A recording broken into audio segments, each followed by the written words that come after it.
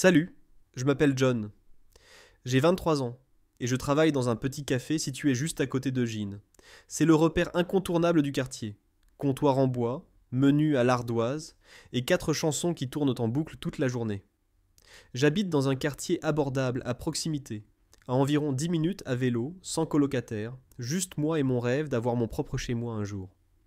Les journées se suivent souvent. Les clients habituels entrent, prennent leur boisson, échangent des sourires et des pourboires, puis repartent. Ce n'est pas si mal. La routine a un certain réconfort. Cependant, il y a 2 semaines, les choses ont changé. Une femme est entrée. Je ne l'avais jamais vue auparavant, et je m'en serais souvenu. Elle m'a semblé élégante, ni tape à l'œil, ni ostentatoire, simplement discrète. Elle semblait plus à sa place dans un café chic du centre-ville que dans cette paisible épicerie de quartier.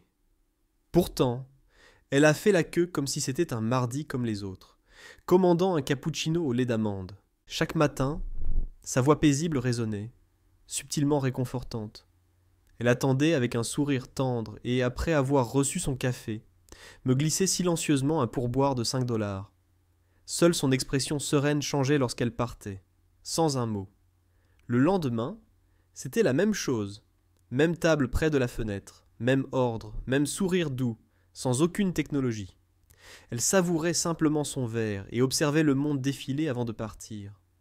Ce rituel se poursuivit pendant 2 semaines sans faille, seule, sans hâte, sans compagnie, mais toujours généreuse en pourboire. Elle dégageait une élégance intemporelle.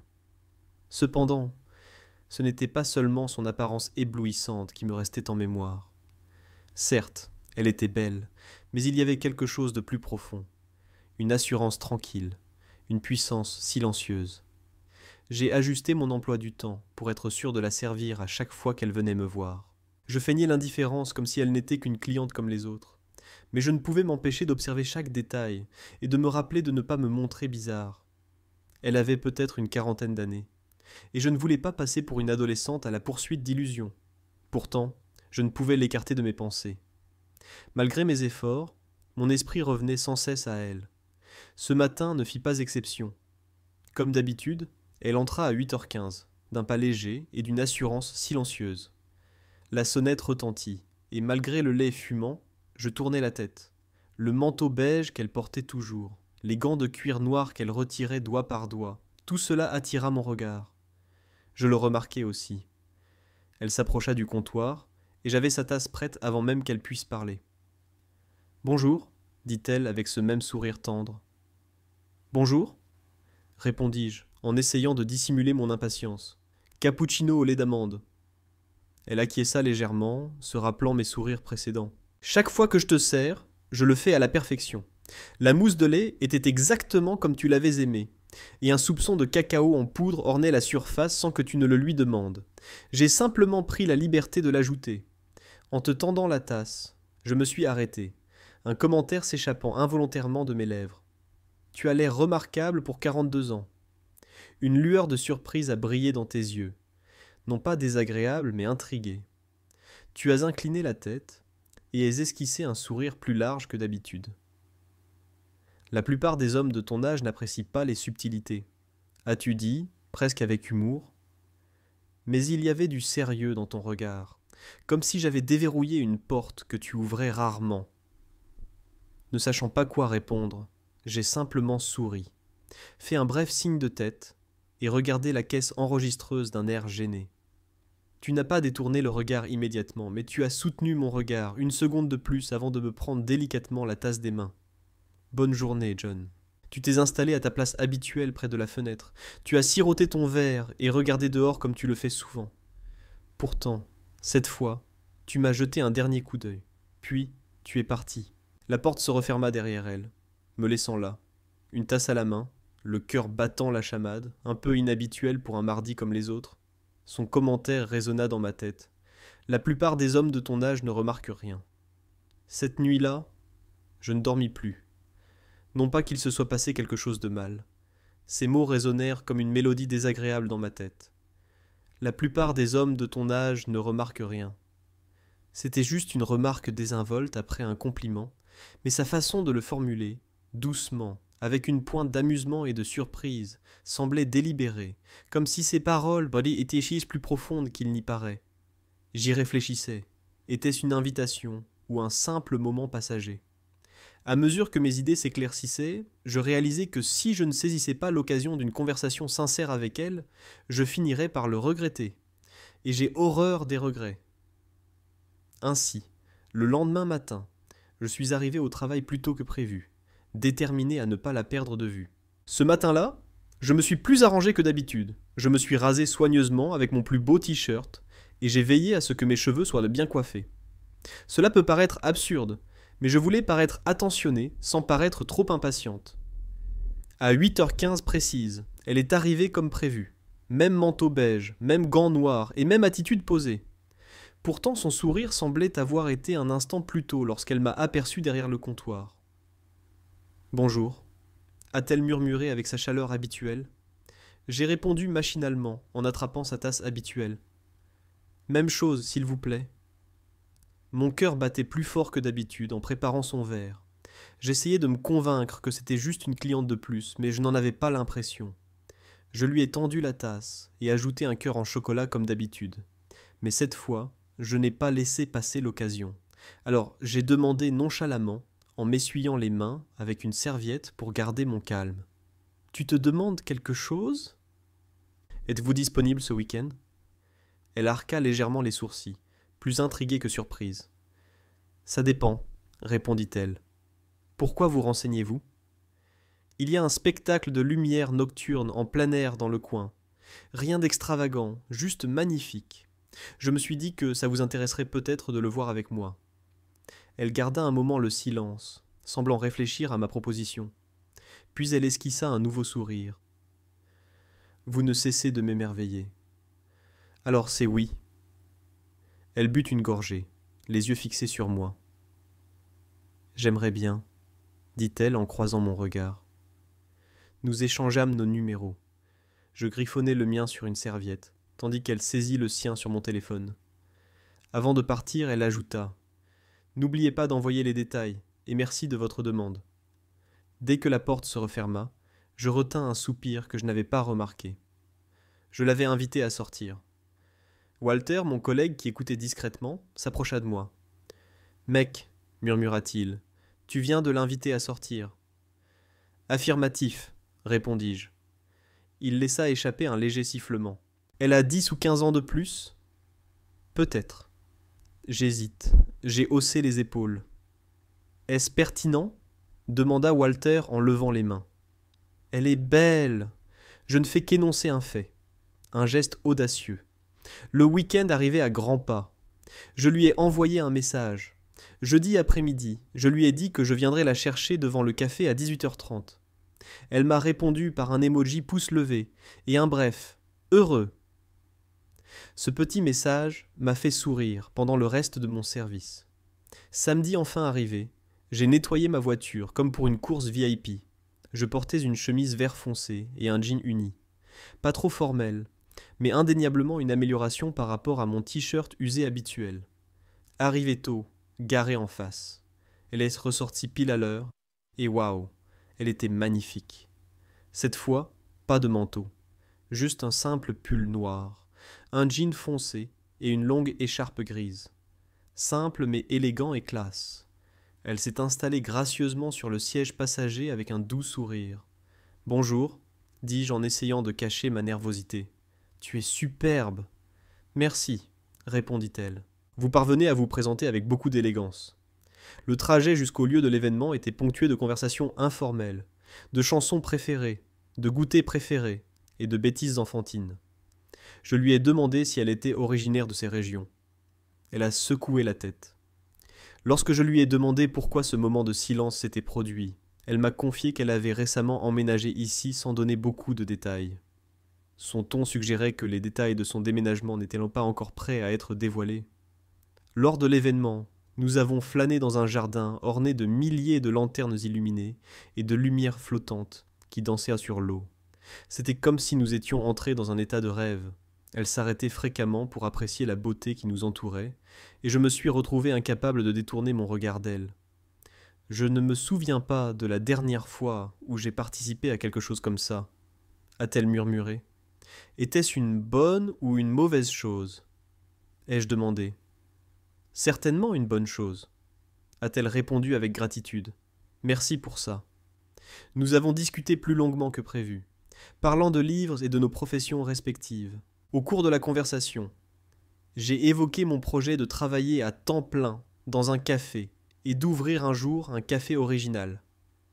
Elle m'a écouté attentivement. Sur le chemin du retour vers sa voiture, elle a remarqué. Tu m'as prise au dépourvu. Comment? Tu es jeune, mais tu as une voie toute tracée. La plupart des hommes de ton âge sont encore en phase de réflexion. J'ai haussé les épaules sans conviction. Moi aussi. Peut-être, a-t-elle répondu. Mais tu remarques les détails. Cela m'a frappé plus que prévu. Arrivée à son immeuble vers 10 heures, je l'ai raccompagnée jusqu'à l'entrée, incertaine de la suite des événements. Clé en main, elle s'est tournée vers moi avant d'entrer. J'espère que nos chemins se recroiseront, ai-je dit en souriant. Ils se recroiseront, a-t-elle répondu. Reste en contact, s'il te plaît. Elle a disparu à l'intérieur tandis que je retournais à ma voiture avec le sentiment d'avoir gagné quelque chose d'important, même si je ne savais pas exactement quoi. Je ne savais pas où les choses allaient prendre à ce moment-là, mais une chose était sûre. Je voulais la revoir. Elle n'était plus seulement une jolie femme d'une quarantaine d'années. Elle était devenue quelqu'un d'intrigant. Elle avait une profondeur intrigante, ancrée, enveloppée d'une manière qui piquait ma curiosité. J'ai choisi de lui laisser de l'espace pendant quelques jours avant de la contacter. Elle a continué à venir au café tous les jours, à la même heure, commandant la même boisson. Nos échanges se sont légèrement prolongés, avec plus de mots échangés que d'habitude. Ce n'était pas ouvertement du flirt, j'avais plutôt l'impression d'avoir pris un rythme familier et naturel. Malgré cela, je n'avais pas eu le courage de l'inviter à sortir une deuxième fois. Je préférais un rythme mesuré. Je voulais procéder avec finesse. Puis, ce mercredi soir-là, après mon service, j'ai finalement trouvé la résolution de lui envoyer un message. Je serais ravi de te revoir. Serais-tu disponible ce week-end? Quelques minutes plus tard, mon écran s'est allumé. Francis, je suis libre. Cependant, c'est moi qui choisirai le lieu cette fois-ci. J'ai jeté un coup d'œil à ce message avec un sourire enfantin. J'ai répondu « D'accord ». Elle n'a pas épinglé un lieu. C'était un lac serein à environ 30 minutes de la ville, un endroit que je n'avais jamais connu auparavant. Mon message suivant est arrivé précipitamment. Après, Francis, et simplement confiance, viens personnellement, je m'occupe du reste. Ce samedi-là, guidé par GPS le long de chemins de campagne sinueux, longeant de vastes champs et des lisières boisées, la ville a progressivement disparu de ma vue. Finalement, sa voiture était garée au bord d'un petit sentier qui s'enfonçait dans la forêt. Elle était déjà arrivée, attendant patiemment au départ du sentier, vêtue d'un jean, d'un manteau léger et d'un panier de pique-nique à la main. « Bonjour », ai-je remarqué en sortant de ma voiture. « Bonjour », a-t-elle répondu. « Je suis soulagé que tu sois arrivé. Je ne savais même pas que cet endroit existait. » Elle a souri. Ça faisait partie du plan. Nous avons parcouru le sentier ensemble. Ce n'était pas loin, une dizaine de minutes environ, à travers des bois paisibles. Et puis il était là. Un petit lac, tranquille, entouré d'arbres dont les feuilles commençaient à prendre les couleurs de l'automne. Pas d'embouteillage, pas de circulation, juste la quiétude. « J'aurais fréquenté cet endroit autrefois », a-t-elle commenté avant que je ne parte pour un autre endroit. « Tu viens d'ici ?»« Pas tout à fait, pas précisément. » Nous avons choisi une place au bord de l'eau et déplié la couverture. Elle a dévoilé le panier, révélant des sandwichs, des fruits, une petite bouteille de vin et, indéniablement, de vrais verres. Pas de plastique? Avez-vous remarqué? Surpris. Je savais que je pouvais compter sur votre attention, a-t-elle répondu doucement en riant. Comme prévu, vous êtes plein de surprises. Nous avons dîné et discuté. Le vent caressait le lac, créant de douces ondulations. Une fois terminée, elle a regardé le foyer voisin et a demandé « Tu crois pouvoir allumer un petit feu, petit citadin ?» Vous avez souri avec assurance. Tu vas être époustouflé. J'ai ramassé de l'amadou découvert des branches sèches, et en un quart d'heure, un feu compact et soutenu brûlait. Elle a levé son verre. « Eh bien, je dois l'admettre, vous avez dépassé mes attentes. Beaucoup le font. Avez-vous admis en faisant teinter votre verre contre le sien ? » Nous sommes restés là, savourant cette tranquillité ponctuée de doux crépitements et de gorgées paisibles, rien de gênant, simplement réconfortant. Au bout d'un moment, elle posa son verre, attira ses genoux vers elle et dit « J'ai quelque chose d'important à partager avec toi. » Sa voix s'adoucit, devenant plus solennelle. J'acquiesçai et me tus. Elle inspira profondément. Il y a plusieurs années, j'avais une famille, un mari, 2 enfants, un garçon et une fille. Le poids de ces mots emplissait l'espace qui nous séparait. Alors que nous rentrions d'un week-end, un dimanche ordinaire, il se mit à pleuvoir. Un conducteur ivre brûla un feu rouge et percuta notre voiture de mon côté. Elle marqua une pause. J'étais le seul survivant. Tout redevint silencieux. Je restai immobile, silencieux. Je me contentais d'écouter. Je me suis fracturé plusieurs côtes, la clavicule, la jambe, et je suis resté à l'hôpital 6 semaines. Cependant, la douleur physique, aussi intense fut-elle, était relativement facile à supporter. Elle fixait le feu, le visage illuminé par sa lueur. Pendant une longue période, je ne pus quitter la maison, je ne parlais à personne, je n'eus plus envie de vivre. Mais on ne peut pas vivre éternellement dans un tel état. Ou peut-être qu'ils le peuvent, mais je ne le souhaitais pas. J'étais à court de mots, car aucun ne saurait vraiment exprimer une telle chose. Elle me regarda avec un sourire las, mais doux. Si je parais distant ou réticent à m'ouvrir, c'est à cause de cela. Aujourd'hui, te rejoindre n'était pas un rendez-vous ordinaire. C'était bien plus que cela. J'ai demandé doucement plus. C'est un effort de ma part, répondit-elle. Une tentative de me sentir à nouveau quelqu'un, de me souvenir de ce que l'on ressent en riant, en conversant et en existant simplement sans le sentiment d'être trompé. Mon cœur se serrait, non pas par anxiété, mais par recueillement. Elle n'était pas obligée de me confier tout cela, ni de révéler ses difficultés. Pourtant, elle le fit. « Frances, murmurai-je, je ne sais pas quoi dire. »« Tu n'as rien à dire, » répondit-elle. « Je voulais simplement que tu comprennes. » J'acquiesçai lentement, gardant mon calme. Malgré ma jeunesse et mon manque supposé d'expérience, je percevais l'importance de ce moment. Nous restâmes silencieux un moment. Elle s'appuya sur ses coudes, levant les yeux vers le ciel, désormais baigné des teintes du coucher de soleil, rose et orangé. « Tu as bon cœur. » Elle murmura nonchalamment, comme si elle énonçait une vérité indiscutable. « C'est rare !» Je lui répondis par un sourire, essayant encore de digérer l'information qu'elle venait de partager. « Merci de ta confidence. » Elle me jeta un coup d'œil et hocha légèrement la tête. « Merci de ta compréhension. » Ce sentiment persistait profondément. Ce n'était ni une phrase séduisante, ni une fausse flatterie. C'était la vérité. À cet instant, je fus certain d'une chose. Peu importe où cette rencontre me mènerait, que ce soit une vraie relation ou un simple souvenir précieux.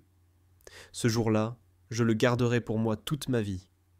Finalement, nous rassemblâmes nos affaires, éteignîmes le feu et reprîmes notre route vers les voitures. Le silence était paisible, tranquille. Nous atteignîmes enfin sa voiture, et j'hésitais.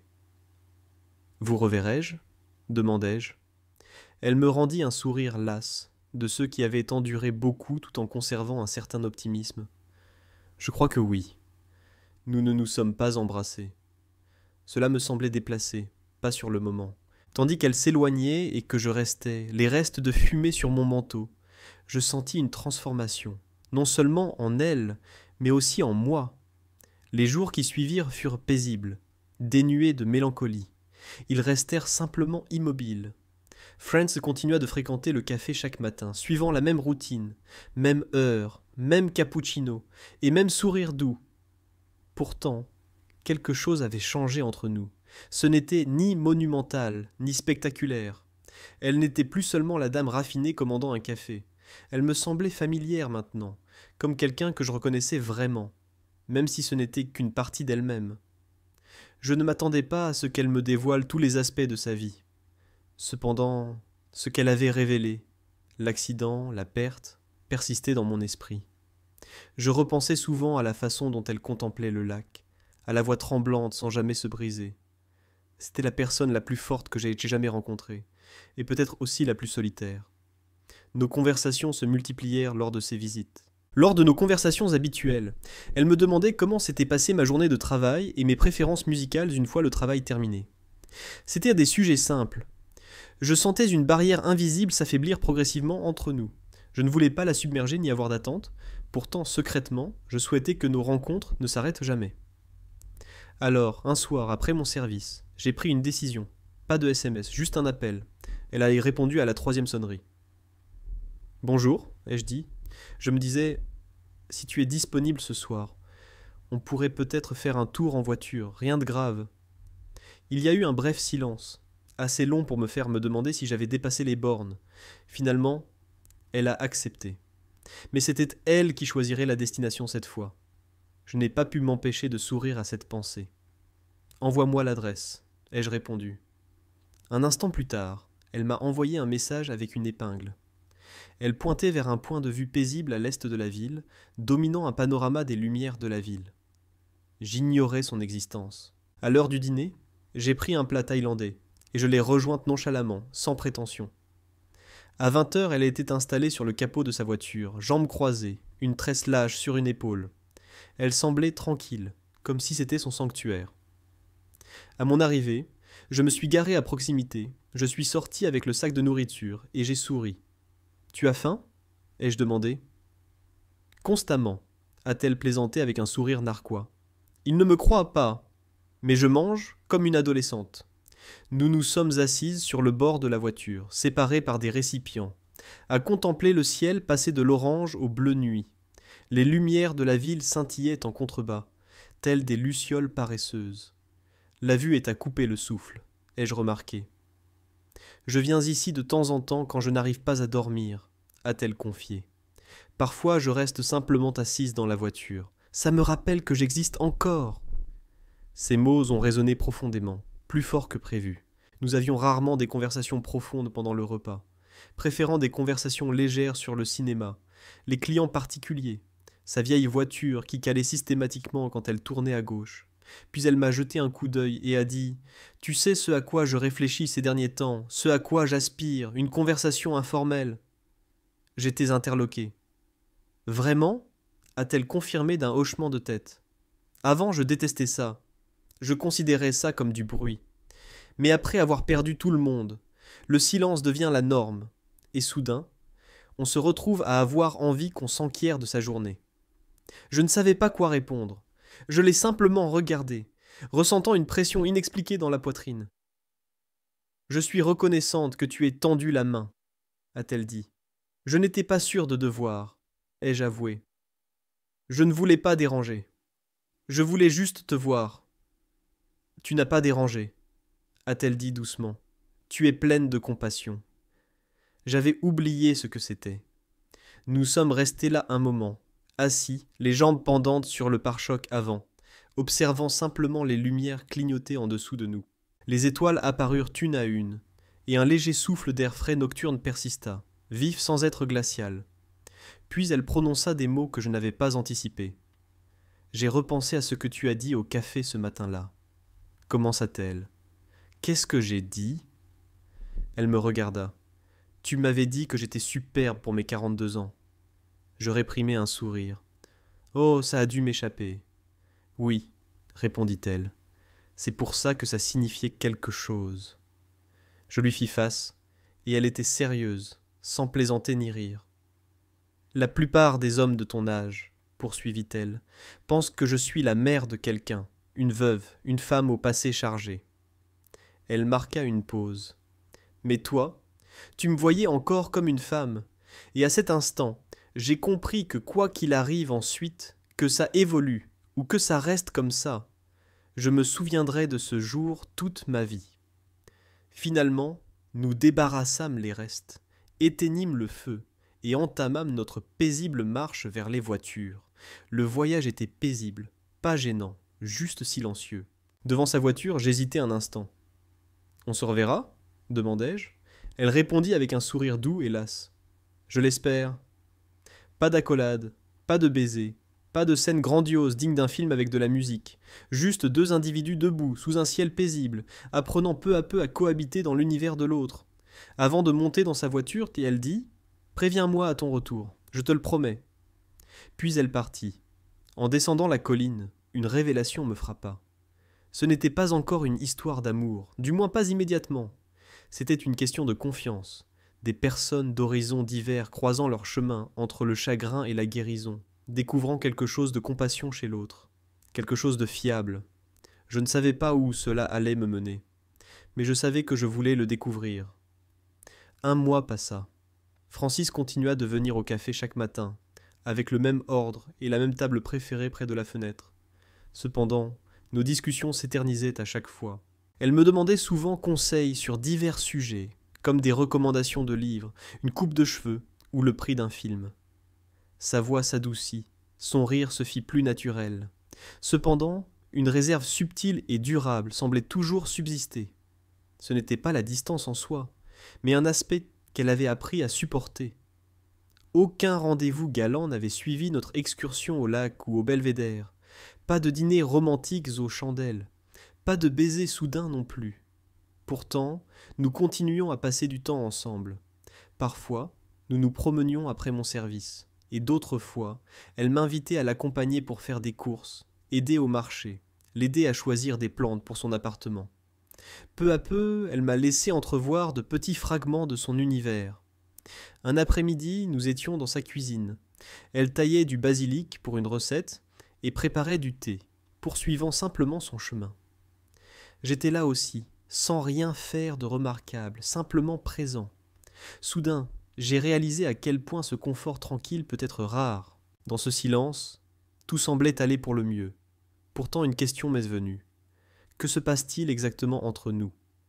Je ne voulais pas forcer les choses ni émettre de suppositions, mais il y avait une frontière floue.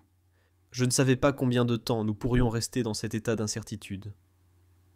Un soir, après un dîner dans un restaurant tranquille en périphérie de la ville, nous sommes restés assis en silence dans ma voiture pendant un bon moment. Les vitres se sont légèrement embuées, la seule lumière provenant de la faible lueur rouge derrière nous. Finalement, j'ai demandé « On est juste amis ?» Elle a semblé surprise, mais pas contrariée, simplement pensive. Après un silence, elle a répondu « Tu es la première personne depuis des années à me rassurer, à me sentir à nouveau libre, à me sentir moi-même. » Cependant, elle a ajouté « Je sais aussi que je ne suis pas prête à plus. » J'ai hoché la tête, essayant de garder une expression neutre, car j'avais anticipé sa réponse. Mais l'entendre m'a quand même fait un pincement au cœur. Elle a continué. « Je ne veux pas te tromper. Je tiens sincèrement à toi. Mais la part de moi capable d'aimer ainsi reste distante. Je refuse de feindre d'être prête quand je ne le suis pas. J'ai jeté un coup d'œil au volant. Je comprends. Je ne dis pas que je ne le ferai jamais, a-t-elle rapidement précisé.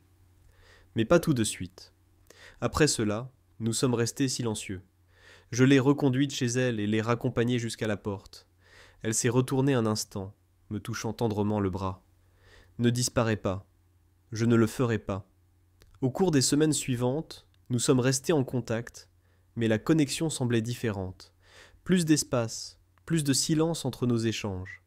Elle fréquentait toujours le café, souriait toujours, discutait toujours.